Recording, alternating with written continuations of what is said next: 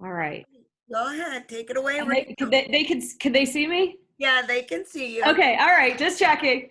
So depending on how I do this is depending on how I can see. Hi, everyone. I'm Rachel Cunningham. I am the coordinator for the Westmoreland County Suicide Awareness and Prevention Task Force, which is known as the Ray of Hope.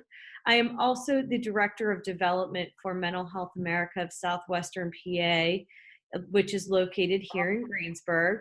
And I am presenting with my co-host today, Heather McLean. She's the task force chair, and she's also the outreach coordinator at Mental Health America of Southwestern PA as well.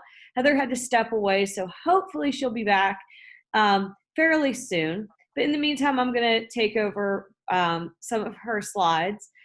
And today we're going to be talking some about some suicide awareness and prevention tips, and talking about what the Ray of Hope is, and what you can do if you find that you're in a situation where someone that you know or care about is potentially thinking about suicide. So a little bit about me. Um, Actually, I am a suicide loss survivor. About 4 years ago, I lost my husband to suicide. Um, at the time, it was obviously was something that you never expect. You never expect it in a million years to happen to you. And at the time, I thought I told everyone I was okay. I thought I was okay. It wasn't until about 2.5 years later that I realized that I wasn't okay. And I was really struggling, that I was doing the day-to-day things that I needed to do. I was taking care of my kids. But inside, I was really drowning, dealing with depression and anxiety and guilt, and just things that I had never really dealt with from the fallout from the suicide. And it wasn't until I came to MHA and also the Ray of Hope that I realized what the dynamics of suicide really were, and the dynamics of mental health, and that suicide isn't really the selfish act that people make it out to be, but it's really a disease and a mental health condition. And it wasn't until I started talking about it and started learning about it that I was able to not only forgive my husband for what happened, but I was able to let go of my own guilt and let go of what I was experiencing and forgive myself to some extent. So that's the perspective that I'm coming from today when I give this presentation. So, for any of you out there that have either had suicidal ideations yourself or have experienced loss of friends or loved ones, I can, come to you with a sense of empathy because I have been there myself. So, if you have any questions or comments or anything like that, please feel free to Q&A in the chat. I'm always open and more than willing to answer any questions regarding that. So basically, the Ray of Hope, the task force background, this group has been in existence since 2005. One of the main things that we're known for is that we hold a remembrance walk and an awareness walk each year. This is held at Twin Lakes Park, and we also do a biennial conference as well as a poster video contest biennially with the local middle school and high schools. The task force consists of members from all facets of the community. All of our members are passionate about spreading hope through accurate information and support for survivors. Obviously, there's a lot of misinformation out there about suicide. Some of it is spread through the general stigma of mental health. Some of it is spread just because of misinformation. And, some of it's spread through fear and just generations of misunderstanding. And that's what we're trying to break down. We're trying to break down that general stigma and help give people hope for the future. The mission of the group is to reduce the stigma associated with mental illness and suicide, and to increase awareness that suicide is a national public health problem for individuals across the lifespan. The group consists of several subcommittees, including a steering committee, which is elected by the task force. It's governed by a set of bylaws to oversee the direction and financial decisions made by the task force. Currently, there's 7 at-large members and 4 officers, and it meets on a bi-monthly basis. There's a walk committee, and these volunteers coordinate the annual walk, and they meet on a monthly basis. And then there's the outreach and marketing committee, and these volunteers meet on a monthly basis to share ideas about promotional items, planning of events, and ideas to spread awareness. There are 2 major support groups. The loss support group is for individuals who've lost a loved one to suicide. And they're held the first Tuesday of the month from 6:30 to 8:30 at the MHA offices, which are in South Greensburg. And there's also the Hope and Healing Support Group for those who are recovering from a suicide attempt. And that's held the second and fourth Monday of the month from 6:30 to 7:30 at the MHA offices in Greensburg. And right now, both of these are on hiatus because of the COVID situation. But hopefully we will, sooner rather than later, be back on our regular schedule. And this is one of the pictures from our walk. This was the Dove release. That we do try to do things that are healing to people. Not only are we about spreading awareness, but we're also trying to instill hope in the individuals, the families, the friends that have lost individuals to suicide. So we do things like Dove releases in remembrance of those lost. We do a read of the names for those that have been lost. And we usually give away a small token item that is in remembrance of those individuals. This is just another picture. As part of our walk, we do refreshments at the end, which people seem to really appreciate. These are some more of our volunteers for the walk. Some of our raffle baskets that we do as our fundraisers.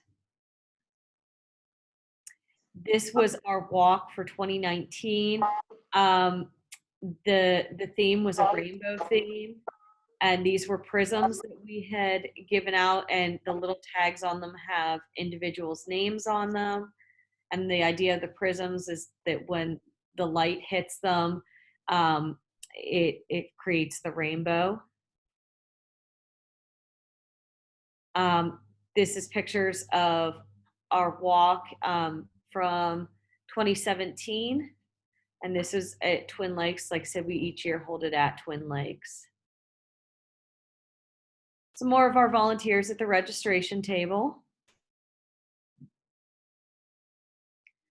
And this is a large group photo of all of our volunteers who helped out with the walk last year. Heather, do you want to take over from about the poster video contest? Sure. I apologize. I was out of the room. I'm not sure if it was announced that my two large dogs got out of the house for the first time ever. So they excused me to run after them. And they are back in the house and found, thank God. And so I'm back. But thank you so much, Rachel, for starting us off and doing that for me. I really appreciate it. So with this was the winner for our 2015 poster video contest. We do this poster video contest every other year, and this was actually the first year that we did it. And we show this slide a lot whenever we do presentations because, as you can see, there's a lot that is said in this, and it says really everything about suicide prevention awareness, that there is hope, there is help, and you are not alone. So we have had 3 poster video contests since we started doing this. And the last one we did, we took 12 out of all the entries and made a calendar up and then got those calendars out. That was a huge success. And we are hoping that we can do that again in 2021 when we roll this out to have it again.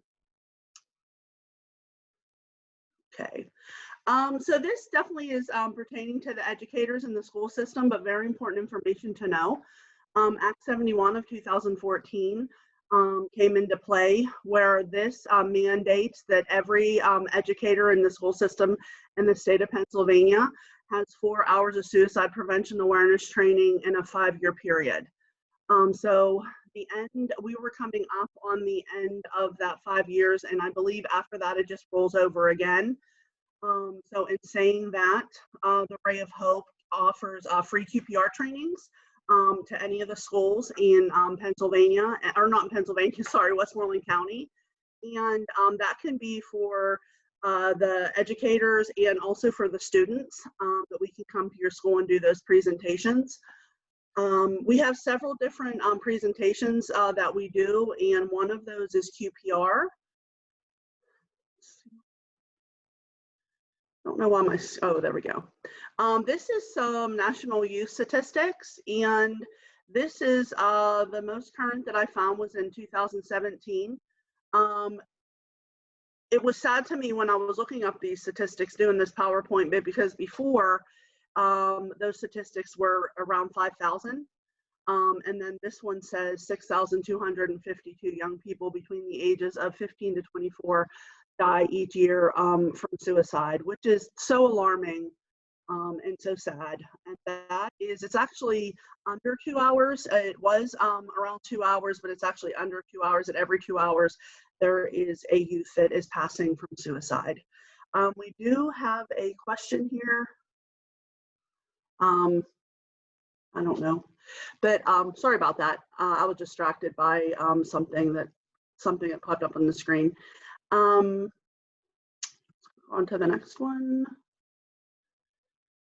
The clicker's not going very fast. You to tell what QPR stands for. Yeah, there's a QPR slide further down that I was going to talk a little bit about. Okay. Yeah, that's why I didn't comment on it.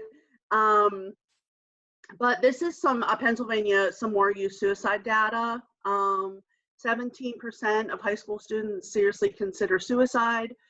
13% have a suicide plan. 10% of attempted suicide.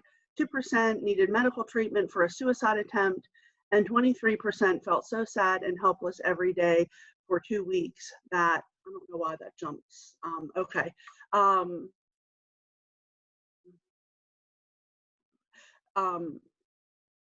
I apologize, let me go back. 23% felt so sad and helpless every day for 2 weeks or more that they stopped doing some unusual activity. Looking at that is pretty alarming and just stresses the need for us to get suicide prevention awareness in the schools to the educators and to the students, that they will know that they are not alone and that there definitely is somewhere where they can get help. Okay. So we offer, as a comment on what was said about QPR, we offer free QPR trainings to schools in any community organization in Westmoreland County.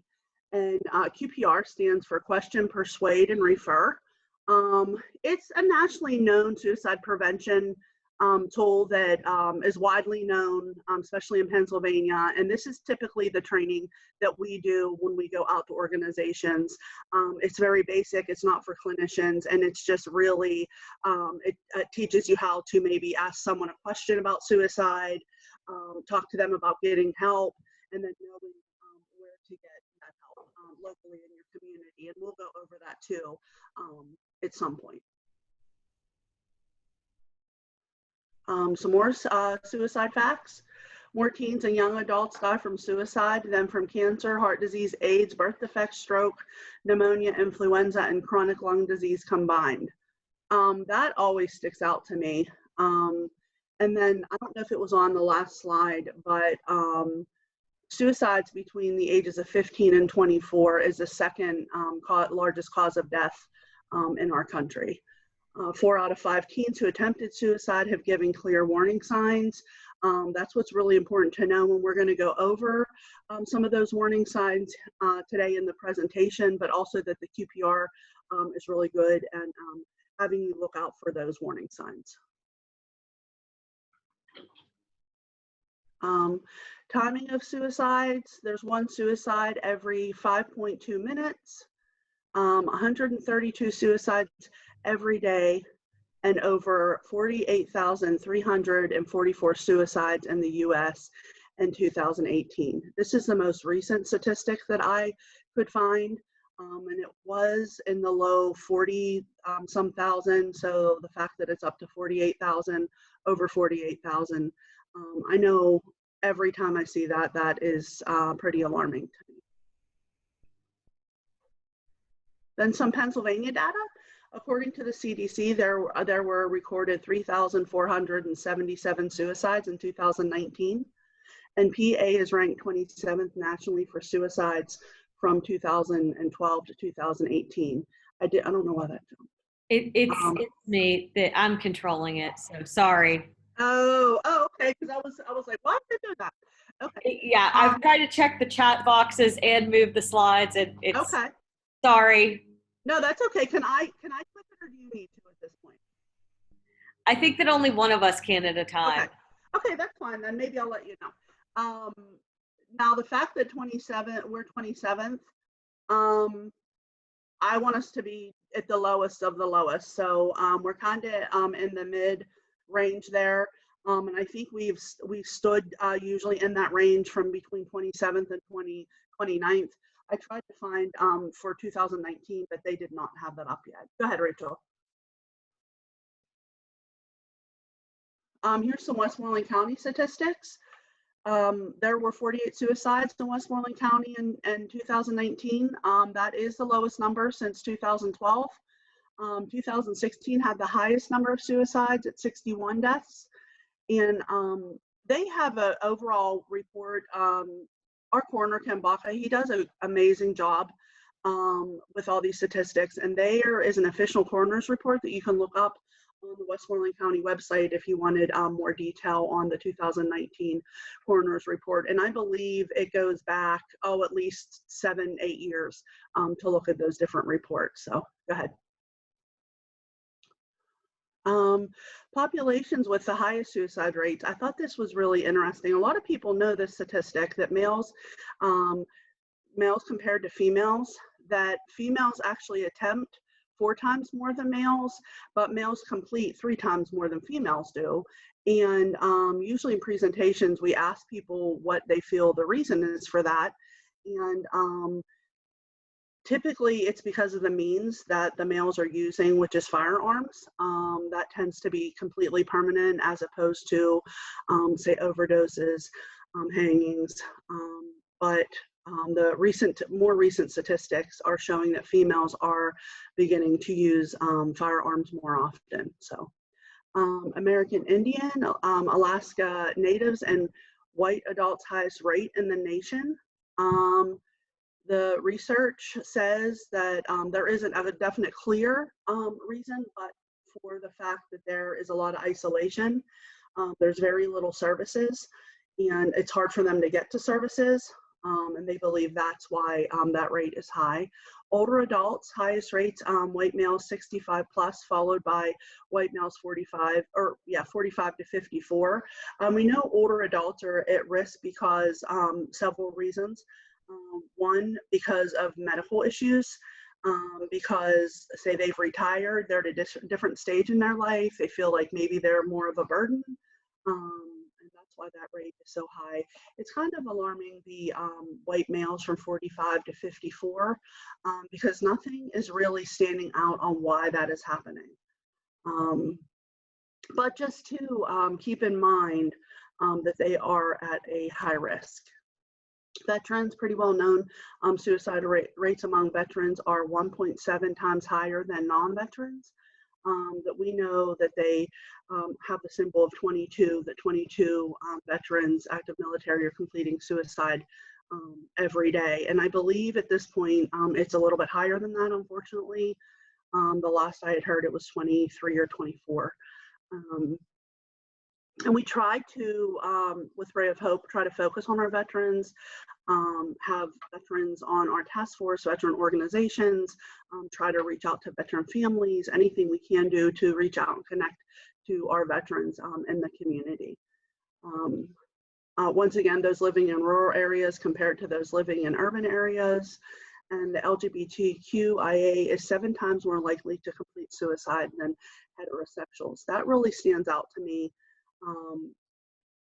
Because the reason that they're in that category, that they feel alone, they feel isolated, the stress of not being accepted, whether it's by the community or by their family members.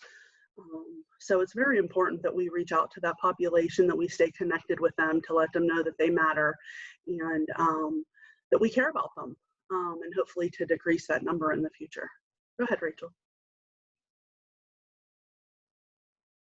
Rachel, did you want to take over with the suicide myths and facts? Sure, I can do that. So there's a lot of myths and facts surrounding suicide. And I touched on that idea a little bit earlier. But one of the biggest ones that we run across is the idea that confronting a person about suicide will only make them angry and increase the risk of suicide. And the truth is that by asking someone directly about suicidal intent actually lowers anxiety, opens up communication, and lowers the risk of an impulsive act. So the idea that by asking about suicide, you can put the idea of suicide in their head is actually a falsity. With people that are suicidal, you're either thinking about suicide or you're not. So, if you're concerned about a friend, it's okay to ask them, are you thinking about suicide? If they're thinking about it, it may be a release to them to say, you know what, I'm not okay. And that's an outlet for them to be able to open the conversation. If they're not thinking about it, then they're not thinking about it. And by you bringing it up isn't going to give them the idea that, hey, maybe I should do that. The biggest thing that I often say is it's okay to not be okay. It's okay to open up to people and tell them that, you're struggling, that things aren't okay in your world. Not everything has to be good all the time. Another myth is that only experts can prevent suicide. The truth is, suicide prevention is everybody's business, and anyone can help prevent the tragedy of suicide. So you don't have to be a first responder, you don't have to be a therapist, you don't have to be credentialed in any way. You just have to be willing to take the time to talk to someone, to get down on their level, to be able to respond to them. And that can help save a life. Another myth is suicidal people keep their plans to themselves. The truth is that most suicidal people communicate their intent sometime during the week preceding their attempt. That doesn't mean that everyone communicates their intent, but that means that a lot of people do. So there are clear warning signs sometimes. Some of the signs are, people will give away their possessions, their prized possessions. Sometimes they'll make clear threats like, I'd be better off dead, or I'm going to kill myself. Sometimes they'll say, if such and such thing doesn't happen or does happen, then I'll kill myself. All of these things are things to keep an eye on and to take seriously if they happen. A myth is once a person decides to complete suicide, there's nothing anyone can do to stop them. The truth is, suicide is the most preventable kind of death, and almost any positive action may save a life. One of the things that stands out most to me is in the movie The Ripple Effect. And if you ever have time, it's a great movie well, it's more of a documentary to watch. It's by Kevin Hines, who jumped off the Golden Gate Bridge and survived. But he said as he was standing on the bridge, getting ready to jump, that he said that if one person had come up to him and offered help or asked him what he was doing or tried to talk him out of it, he wouldn't have jumped. But nobody did. That no one stopped. The only person that stopped was a woman who asked him to take her picture. And that,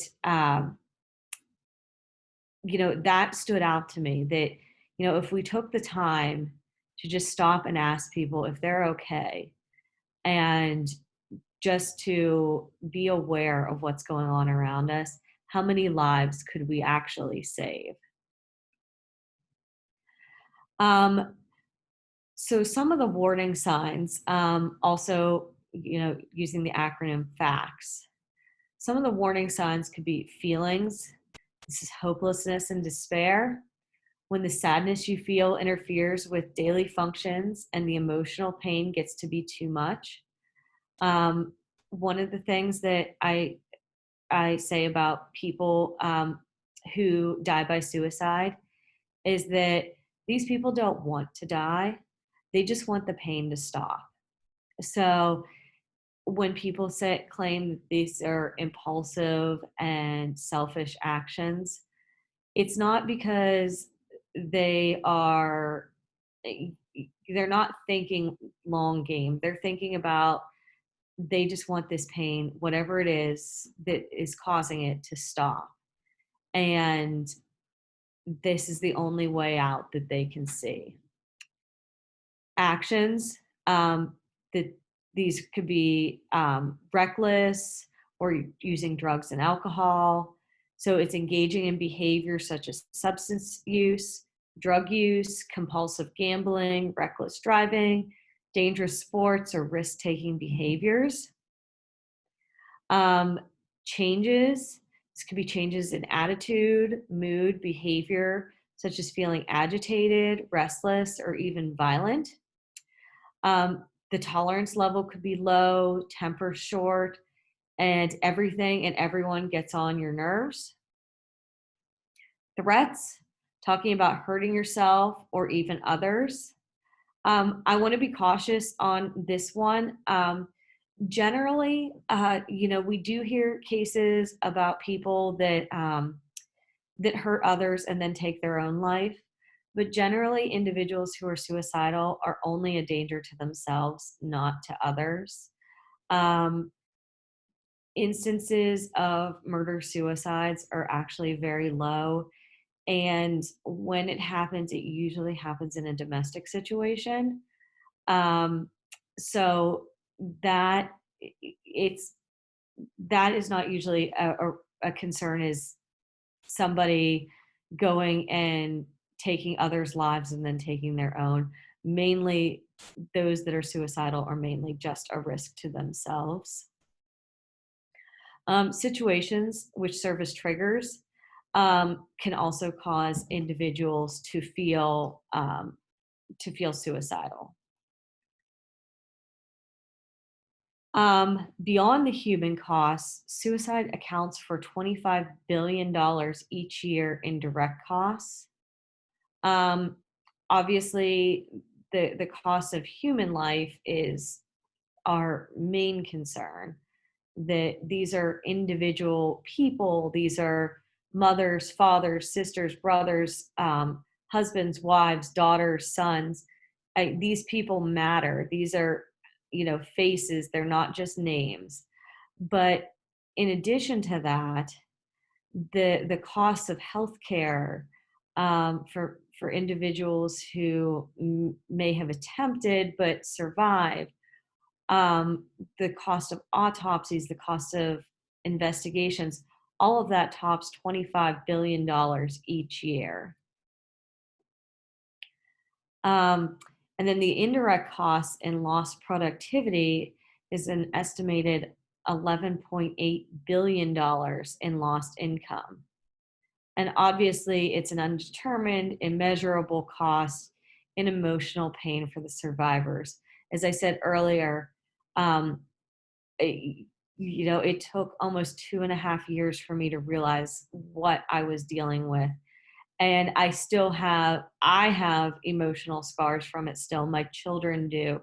I'm sure that, friends, family, are still dealing with it.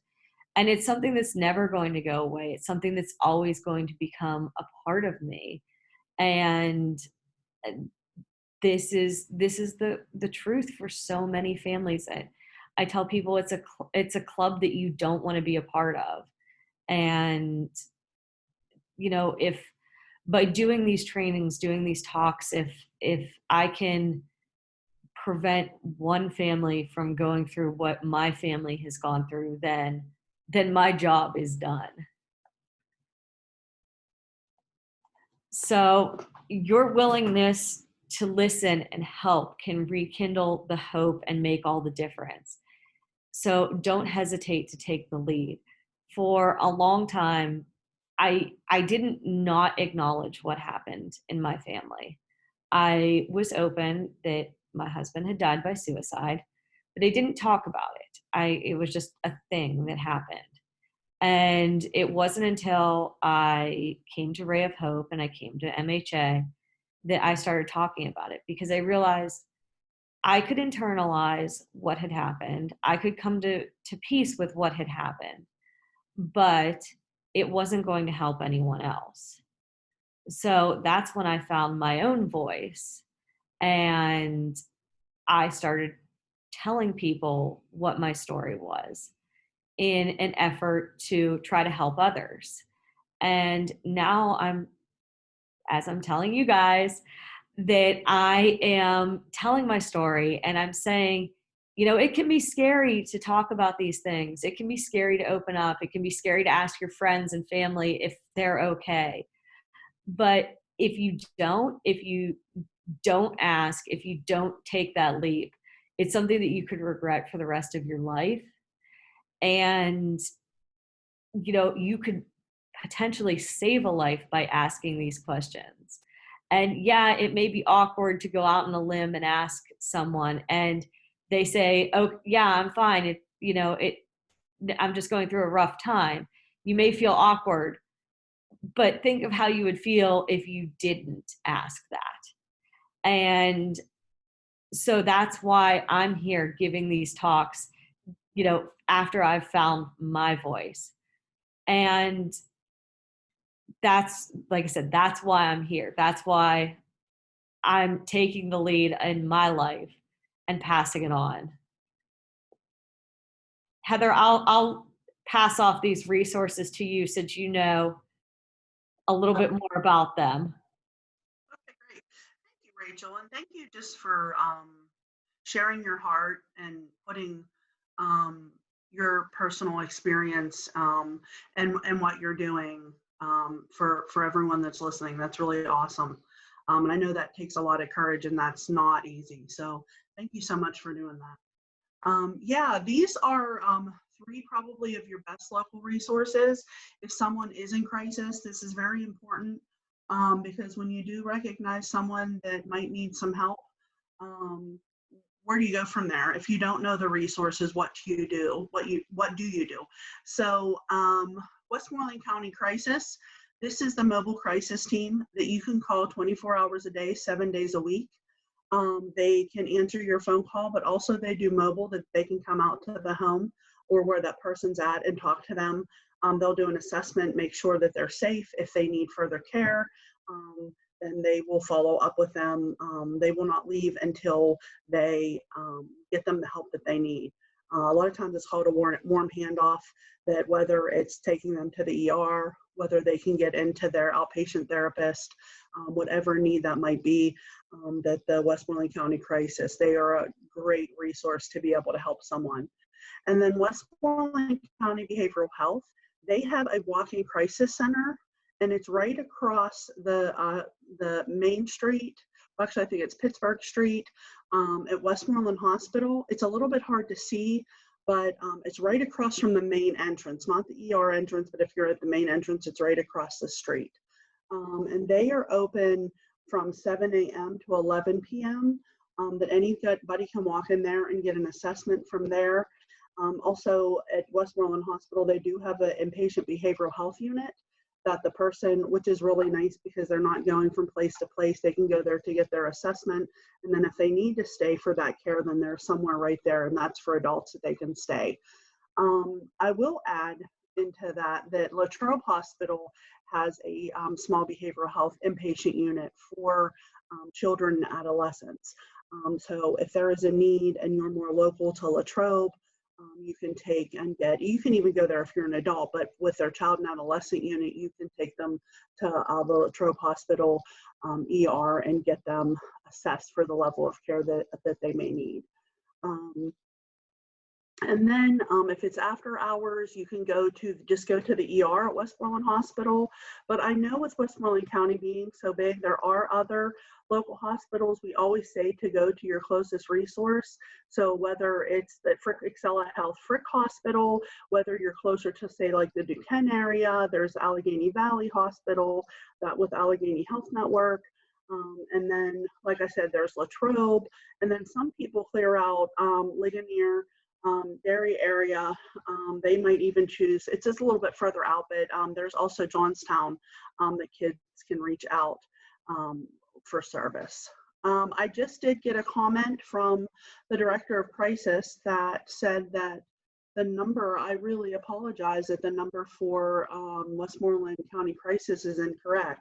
So she is going to offer us the correct number. And that I will put that out into the chat to everyone to get the correct number. Chris, I apologize for that. I had pulled this from a screen that we had in a past PowerPoint, and I should have double checked that. Do you want to click to the next one, Rachel? And this is some great suicide prevention websites. Of course, the Ray of Hope is the first one. You can click on that, find different things, activities, events that are going on with us. We also have a lot of other websites that are linked to that you can click on if you're looking for a resource. Prevent Suicide PA, that is the statewide coalition. They have a lot of different resources on their website. A lot of different events that go on throughout the state is on there. Links to national things that are going on. They're a great resource. And then the Trevor Project, that is for the youth and young adults of the LGBT community. Like I said, that's very important that people of that community have a resource and somewhere to reach out to. And then the Jason Foundation is for youth. And if there's any educators or anybody on the webinar today that works with youth, the Jason Foundation is an amazing resource that you can reach out to. Everything's for free. You can get flyers, brochures, postcards, posters, anything, and they'll send that to you for free. They're an awesome resource. And then the Westmoreland County Behavioral Health and Development Services, if you want to click on their link, they have all the behavioral health resources in Westmoreland County. So they are a huge resource. And then if you do click on their site and you are a little bit confused, I know that they do have a number there that's offered that you can always call into them to find out more specific information to understand what the different services are in the community. Go ahead, Rachel.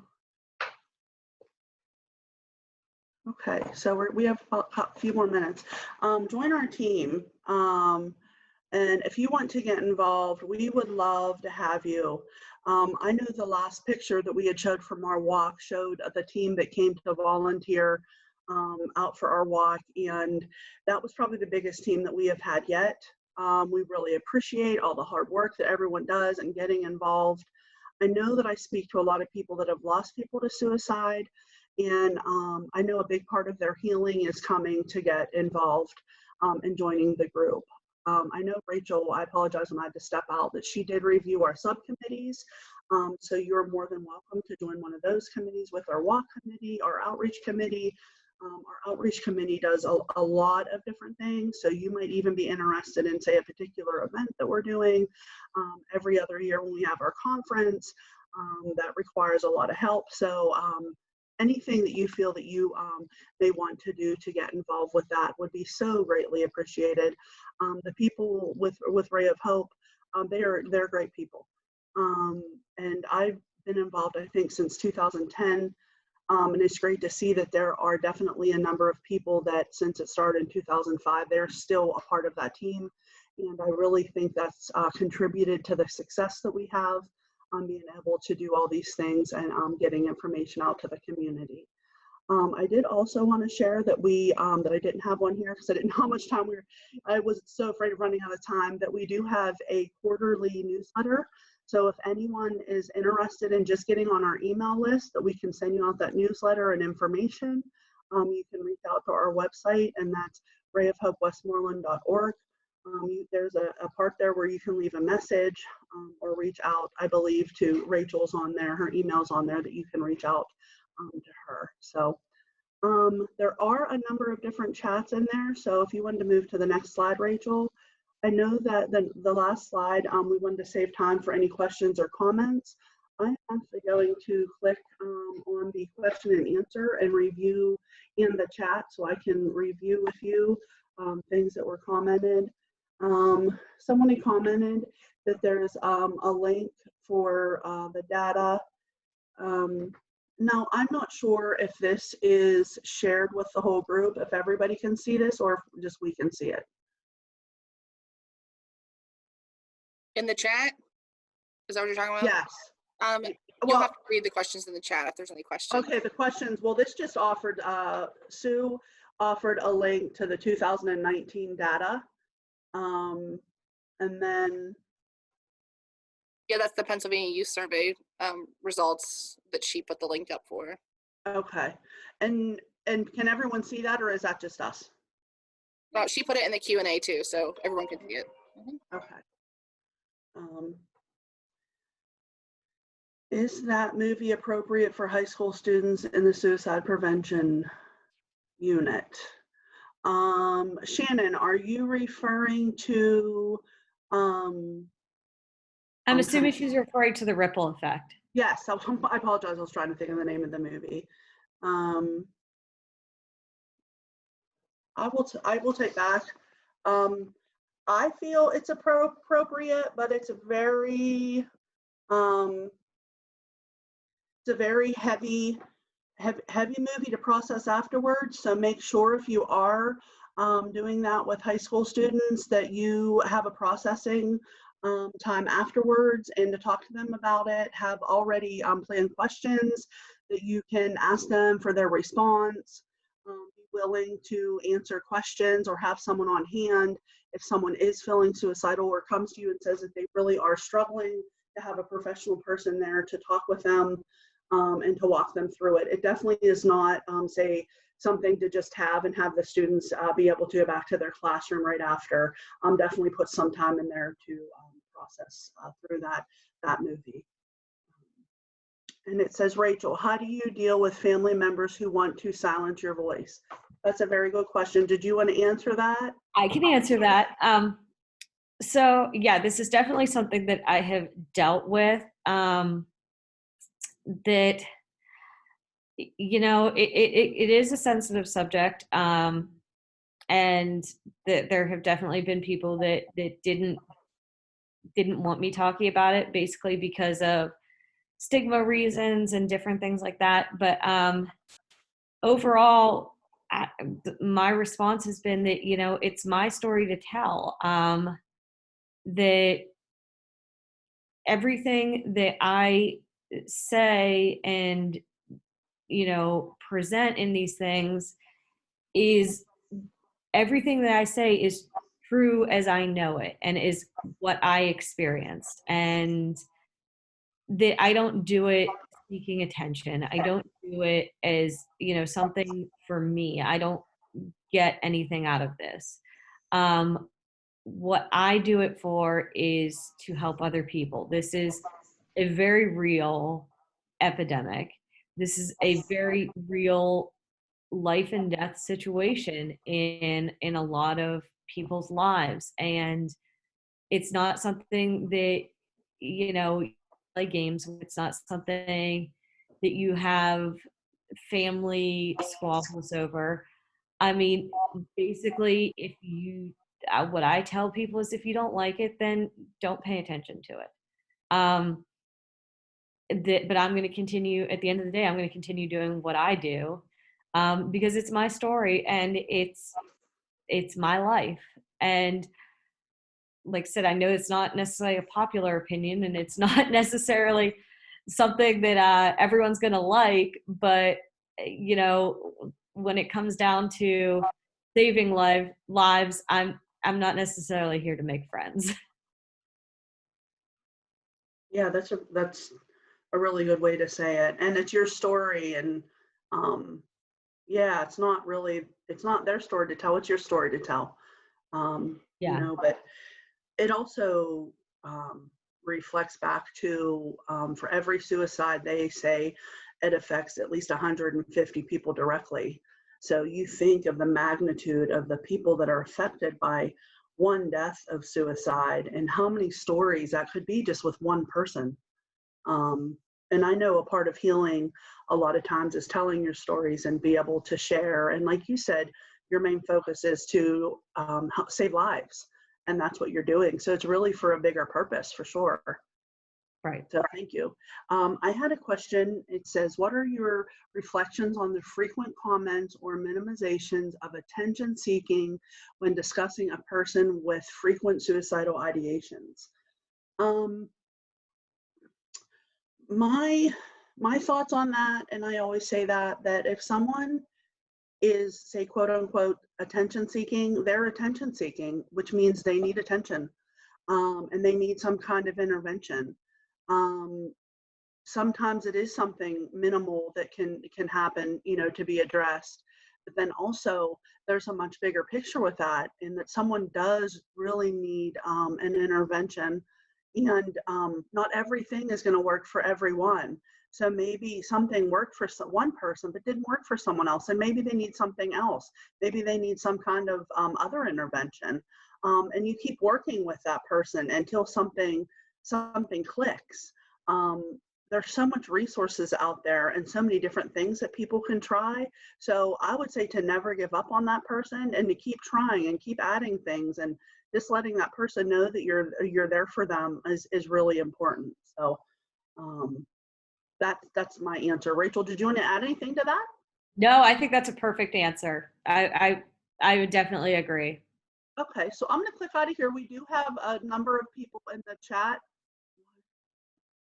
I don't know if it's Rachel because you're in control, but I can't click out of it. I'll just click over top of it. Okay. All right, I'm gonna stop screen sharing right now. Okay. Okay, how do I do that?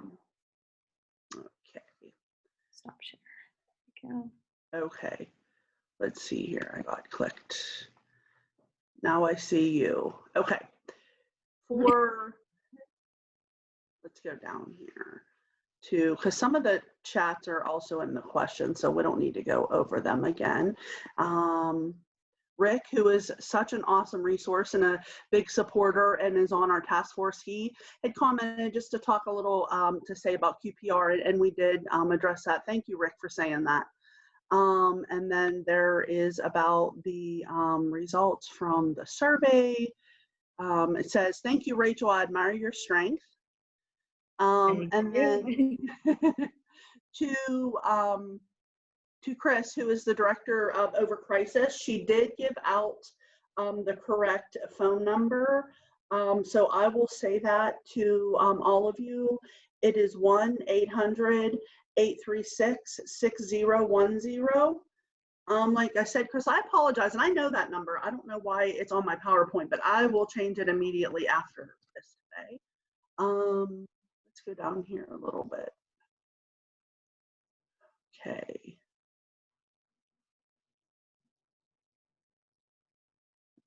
It says, Heather, could you talk about the LGBT virtual group you have started, as that is for is that a high risk group? As that is a high risk group. Yeah, and that is our main reason for starting this virtual support group, which I believe I started almost a month ago. And that is for anybody in the LGBT community to attend. I have gotten several requests for some older youth to attend. So I did really think about that, did some research, and then also spoke with the group about it, what if they felt that was appropriate, and they thought that was okay. Because a lot of times when you're in that community, and especially when you're younger, you feel very isolated. You feel like no one understands. You feel like you're not a part of anything. So they encouraged for some older youth to be able to attend that group. And we talk about a lot of different things. We talk about relationships. We talk about struggles. We talk about different things that people have gone through, whether people have shared with their family members, or have come out to friends, and what that experience is like, what their fears are of being able to come out to people, and it has been really good. I'm glad that was a question, because we did change the day and the time. That it is now Friday evenings from 6 to 7. You can please reach out to me if you would like the link. We do keep the link secure, and anybody that wants to join the group, and that's for any of the support groups I do, because for security reasons, but we just don't have anybody coming in and out of the groups. So please reach out to me, and I can get you that link for anybody that would want to join that group. And then the next question is Rachel. Early, there was a comment about warning signs. May I ask you if your husband had them? And if you don't feel comfortable answering, I would not be offended. Do all counties have programs like this? Sure, I'll answer. Yeah, there were warning signs that I had been trying to get him into some sort of therapy or some sort of treatment. That they weren't the typical warning signs, or the classic ones, I guess I would say, but there were definitely signs that he was having some sort of mental distress, that there was some sort of mental health issues going on, and that it was progressing negatively, and that I was trying to get him to seek help for that, but unfortunately he was resistant to that, and so like I said, it wasn't in the sense that some of the classic warning signs that I'm going to kill myself, giving away possessions, things like that. But it was more of a deteriorating mental health situation, that he was at high risk. In hindsight, that I have learned that in situations like that, if you come across that, what family members should do is, if you have a family member that you're concerned about that is having mental health issues, one of the main things you should do is remove all the means in the house, which I did not know at the time, or I did not think of.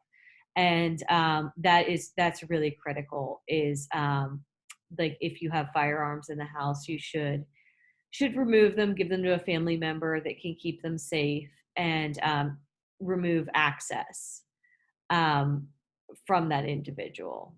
So that's definitely a key takeaway in that situation.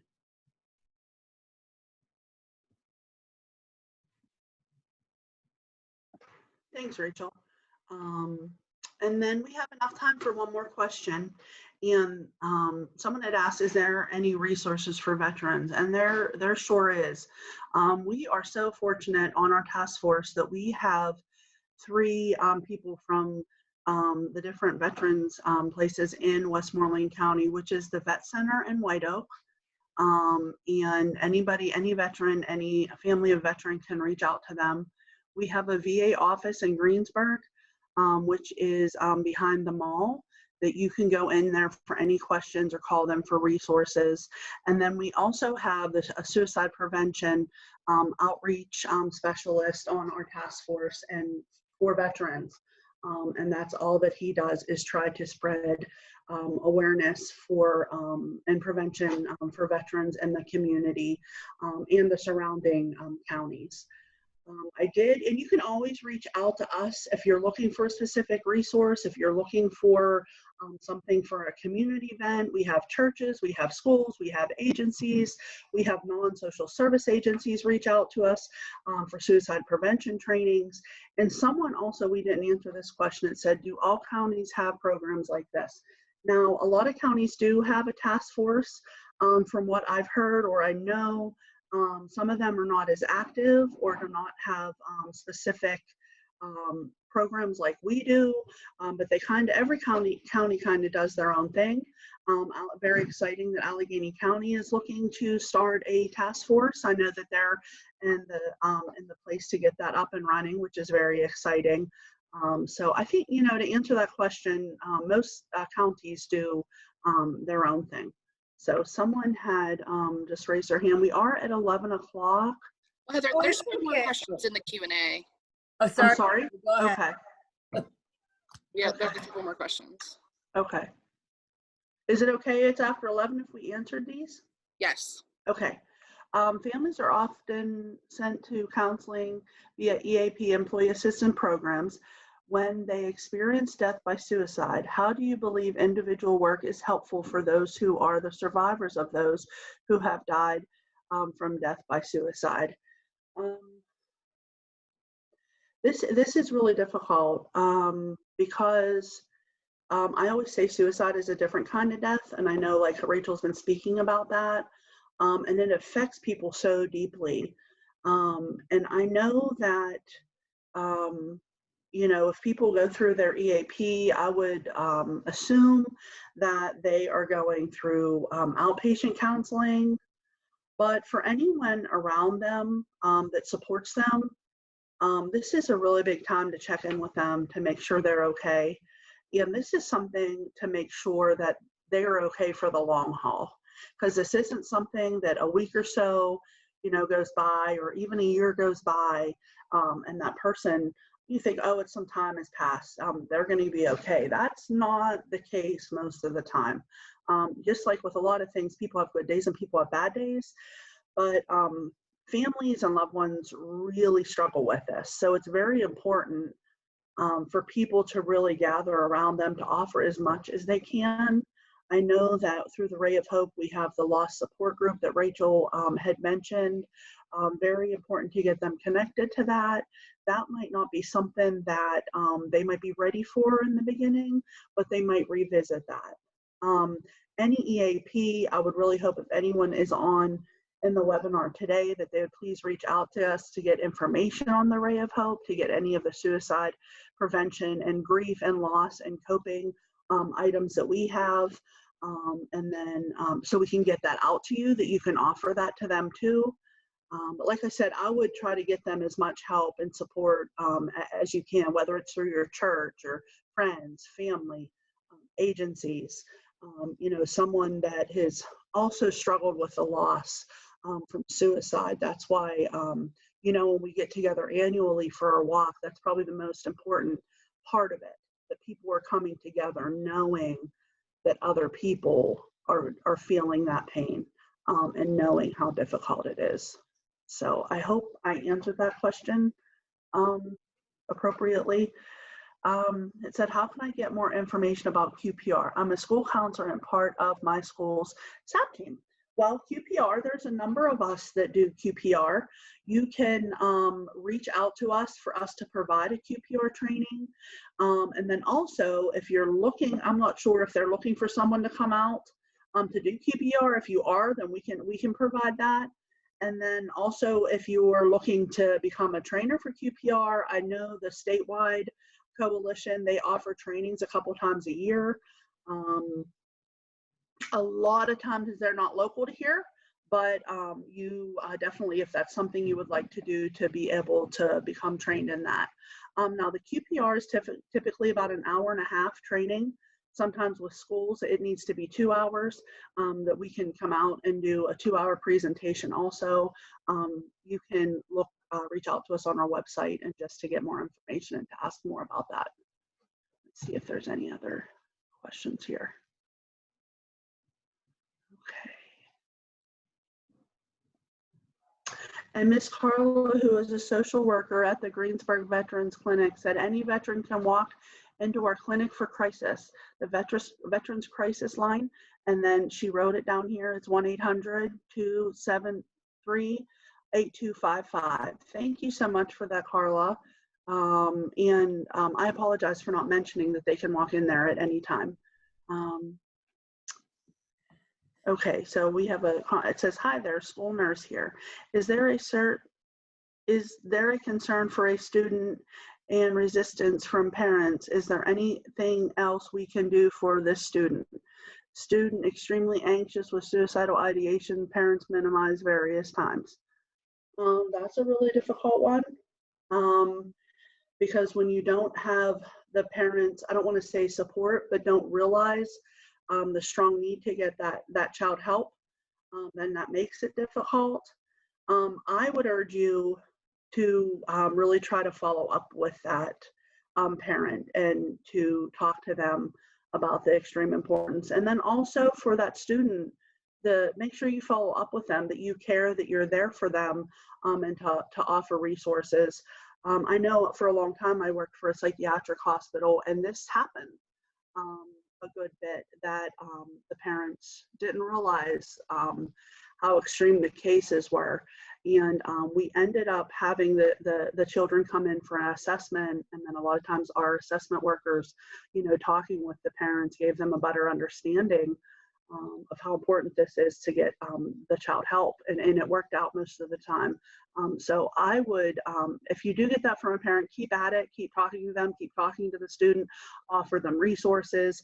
I know at different times that children and youth can get involved from the county, but I know we try at last resort to have that as an option, but I know that has happened at different times because the child was in crisis and really had that need.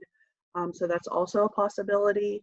And me saying that, I'd really talk with your principal and superintendent to discuss that with them, because I know that people, that's a lot of involvement for a family, and it's not an easy process. So I hope that helps.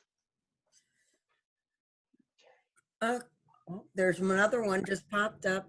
Oh, I can answer that. We don't have CEUs for this, but I do send out certificates of participation. So, if you're employed, whoever you work for, I don't know if they're going to allow that, but I do send a certificate of participation. Great. Well, I have 2 people that raised their hands. Let me click out of here. Where did that? Oh, I apologize. I clicked out of it, and now let me see. Let me see. Sherry Anderson raised her hand. Yeah, I'm not seeing her comment. Is her comment coming up for me, or comment is not coming up for me? Just raised her hand, but I don't see that she wrote a comment though. Okay. Sue wrote a comment. She said the number one protective factor for young people is a close relationship with at least one adult. That adult could be you. Thanks, Sue. That's a really good point. And Chris Detter also said, if a school has any concerns for a child, they are permitted to call for crisis mobile assessment without parent consent. We will contact and ask for parent involvement.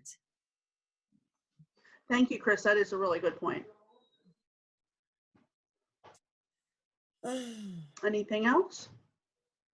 Well, if there's no more questions, thank you guys so much. That was so very informative, and you girls, ladies, did great. Thank you. Thank you.